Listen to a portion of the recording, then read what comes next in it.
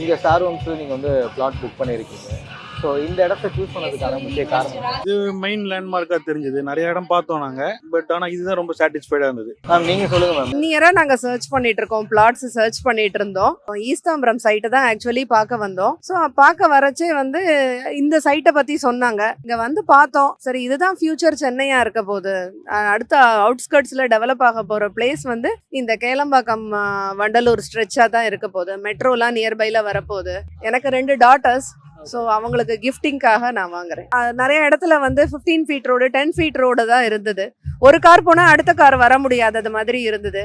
இங்கே வந்து நல்லா 30 ஃபீட் ரோட், நல்ல லாங் ரோட்ஸ், லெங்தி ரோட்ஸ் இருக்கு. ஸோ இது வந்து ஒரு பெஸ்ட் இன்வெஸ்ட்மெண்ட்டாக இருக்கும். இதுதான் வந்து ஃபியூச்சர் ப்ராடக்டாக இருக்கும். நல்ல ஒரு ரிட்டர்ன்ஸை கொடுக்கும் நம்மளுக்கு. அவங்க ட்ரீட் பண்ணுற விதம் எப்படி மேம்? நம்மளுக்கு ஒரு கோஆர்டினேட்டரை கொடுத்துடுறாங்க. அவங்க நல்லா கோஆர்டினேட் பண்ணிட்டு நம்மளோட